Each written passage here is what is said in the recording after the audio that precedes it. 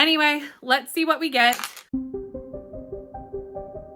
Hi friends, so today is Thursday, but tomorrow is the start of Scattergories. Scattergories is a Patreon readathon hosted by Bree from Four Paws and a Books. If you are around here, you definitely know who Bree is. And it's based off Bree's old TBR game based off the game Scattergories. So we basically roll a dice once and it gives us a prompt. Roll a dice again, it gives us a letter, and we have to pick a book that fits the prompt, and one of the title words starts with the letter that we rolled. I am dying to know what I will be reading this weekend. I am going to roll as I go. There are definitely books on Timmy's TBR that I would love to see fit into here, but honestly, I played Scattergories before and it's not that easy. So I've kind of decided to just let Scattergories choose what I'm reading this weekend. If I can fit TBR books on, great. If not, we're gonna go rogue. We're gonna go through my house. We're gonna go through my Kindle. And we're just gonna let fate choose what books we're gonna read this weekend. So let's dive in. Let's roll the dice. Let's see what the prompt is and what the letter is. And then we'll see what the damage is. If you see me looking over here, that's because that's where I have the prompts and letters pulled up. Bree provided the 6 prompts and the 6 letters. They are over there. So if you're wondering, like, why is she not looking at the camera? That's because all the information I need is over there. Anyway, let's see what we get. We got a 2, which is a pink book or pink on the cover. There is a book on Timmy's TBR that is pink. Actually, there's 2 that are pink. So let's see if the letter works. We got a 5, which is an A. A you would think would be easy, but I don't think it works for either of the books that I had in mind. So let me go look and I will check back in. So you may have moved a little because in my head, none of my mandatory reads worked for this prompt. So I picked another book and then I remembered that At First Spite by Olivia Dade works for this prompt. It's not necessarily a pink book, but it definitely does have pink on the cover in a couple of places. There's strawberries on her shirt. There's pink script here.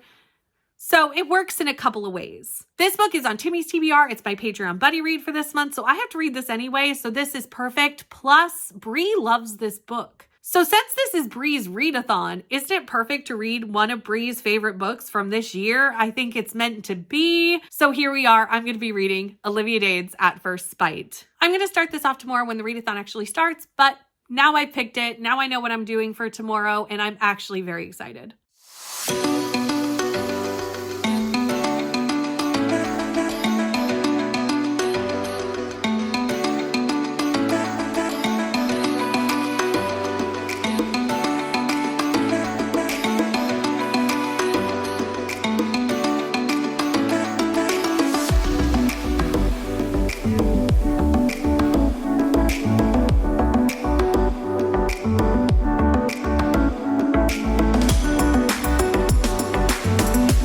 Hello friends, it is very late at night, but I have officially made it to basically halfway through this book. I'm actually a little over halfway through At First Spite, and I have not updated you, so I'm going to do that right now. In this book, we follow Athena. Athena is engaged to Johnny in the prologue of this book. Johnny and her have had a whirlwind romance. They've met, they live in 2 different cities, very long distance. He's a doctor, she's a teacher, and they've actually only been in the same city for a couple of weekends their entire relationship. They got engaged after 2 months, and they are at their engagement party. She is finally meeting his brother Matthew, and she finds out that Matthew does not think this wedding should happen. He really has some ideas about Johnny and Athena, and just thinks this is a bad idea. He eventually does get Johnny to cancel the wedding, seeming very close to the wedding. Johnny ends up going on the Hawaiian honeymoon without her, and she ends up moving into the house next door to his that she had bought as a wedding present to him. It's like an attached house.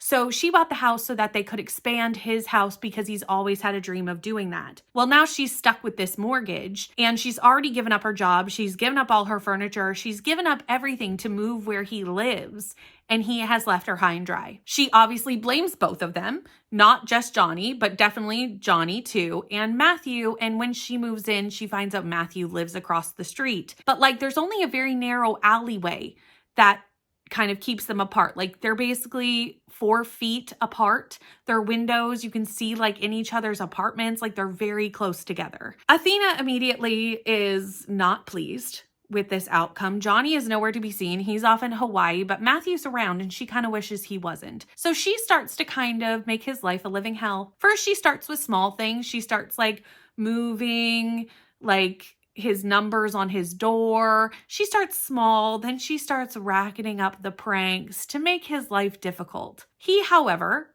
feels kind of bad because he did not realize that she had sold all her stuff, did not realize she had bought this house. Like, he didn't know all the circumstances when he got Johnny to call off the wedding. He still thinks it was good because he does not think they should be married, but he does feel badly. So he decides to start helping Athena, helping her find a job, helping her with money behind her back because she doesn't want to accept stuff from him, but he is helping her in a lot of ways. And that's kind of where we are in the book right now, because they have moments where they're friends and he does want to be her friend, but he understands why she doesn't really necessarily want to be friends with him. And right now we're still kind of sussing out that situation of whether she can forgive Matthew. And we're still kind of figuring out why he thought they shouldn't be together. Athena suffers from clinical depression, and the depression in this book is very much shown. So please go into that knowing that. It is on the author's note at the front of the book. There are trigger warnings for this book.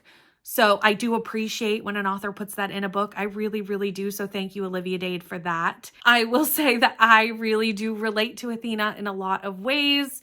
And I really do feel like it's done very, very well. The depression rep in this book is done extremely well. But also because we have this kind of enemies to lovers situation, and we also have these two characters that both have really great banter when they are together a lot of times. Sometimes when Athena is feeling especially low, there is less banter, but we do have moments where this book is very, very serious and very, very heavy, and then moments of kind of humor and levity and banter. And I think that really does help this book a lot, because if you were to just have it be heavy the whole time, I think it would be too heavy. I think it's great that we have kind of moments of different shades of, you know, gray, not shades of gray, but you know what I mean. Shades of serious, shades of not, you know what I mean. It's very late here. But I wanted to update you before I went to bed because I think I'm going to read more tonight before I go to bed. And if I don't update you now, you will never get an update on this book. So we're doing it now. At the point that I am at now, we are at a very heavy depressive moment with Athena. And that is actually why I put it down for a second. I just needed a second to step away from the book and kind of process what I was reading, not because it was bad, but because it was so real that it was a lot. And I just needed a second to kind of like process what we were reading in this book. I really, as I said, love Athena.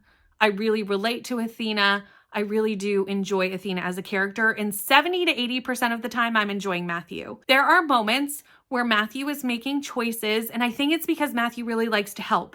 He really likes to be a helper, and I think due to things that happened in his past, there's a reason for why he likes to help. I just haven't really seen that reasoning yet, but I'm assuming it's going to be kind of shown to me. There's little tidbits, but I haven't really gotten the whole story yet. But occasionally, he is so helpful and wanting to do so much, including even inserting himself into his brother's relationship to stop this wedding because he foresaw things that these two didn't see. But honestly, he didn't know these two people very well. Well, he knows his brother really well, but he didn't know Athena that well. That at times he feels a tad bit controlling to me. And I don't love that. But then the other times he's like so sweet and I just want to like put him in my pocket. So Matthew and I'm not sure how I feel about Matthew because it depends on the moment and the instance. I would say about 80% of the time I'm pro Matthew. The other 20% of the time I'm like, you're overstepping. You're doing too many things. You're being a bit controlling. And that's how I feel right about now. But we are in a really heavy scene. And I do kind of want to see how that continues. So I am going to read a little bit more tonight. I definitely am. But I definitely did need to take a second. So just be aware that this book is somewhat heavy. It has content warnings. Not all romance have content warnings. So I do want to preface that. But it is done extremely well. So just go into it in the right headspace and maybe be prepared to have moments where you turn off the audiobook and take a second to process what you're reading. So I just finished At First Bite on Sprints, and I ended up giving this 4 stars. The depression rep in this book is so good. It's so authentic, but it's also cut with this really good humor and banter with our main characters, and I'm really glad that that's in here. There's a lot of funny moments, a lot of moments that make you laugh out loud, but there's a lot of moments that are really heavy, and I think the mix of two is why this book works. Right after I talked to you yesterday, we got to the infamous bathtub scene. If you've heard this book on the internet, you've heard about the bathtub scene. And I went into that prepared for that to be very heavy, and I even was surprised at how real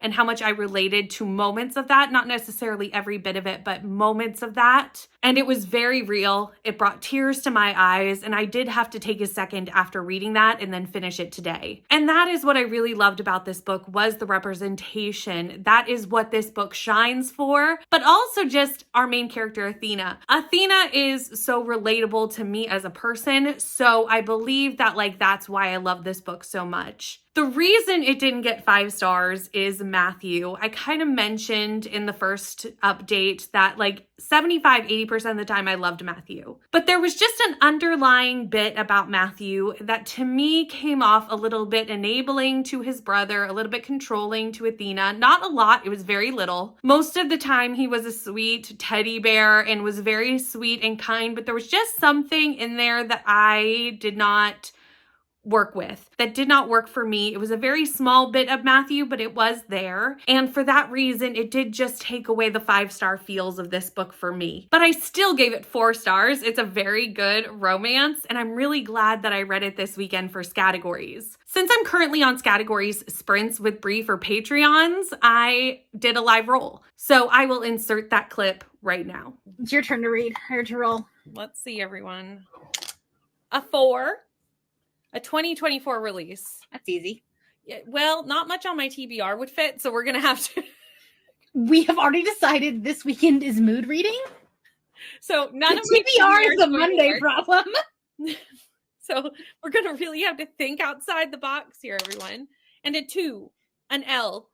Okay. So as you can see, I got a 2024 release with the letter L. This one I hummed and hawed over because I did have my TBR and possibilities there, and nothing worked for that. I had no 2024 releases on that list. The only thing on Timmy's TBR that would have fit was Where Sleeping Girls Lie, but I'm reading that at the end of the month with the B&K Book Club. So that was out. So I had to have a think. We brainstormed some things on the sprint, but as soon as we went into a timer, I quickly went and looked at kind of what's new on my Kindle. I also checked NetGalley. I didn't really have anything on NetGalley that worked, but I did have an Amazon Reads First that came out on April 1st, so I'm going to do that. And that is What is Love by Jen Comfort. Since this is an Amazon Reads First, I don't know much about it. Really, I know nothing about it, but I think it's a romance based around a game show. If my very quick look at the synopsis to check the publishing date of this book matters. So I think that's what's happening, which does sound intriguing. Amazon Read First, I really never know much about them because I just quickly look over the options, and I tend to take the romance because I don't read a lot of horror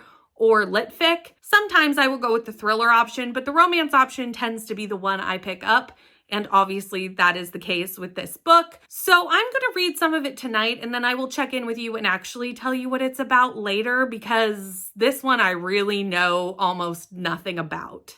Hi friends, I have made it to 20% into What is Love. I'm currently picking up library books, and I figured I'd give you a little update. I am really enjoying this book, but I think that's because I love Jeopardy so much. This book follows a fictional version of Jeopardy called Answers.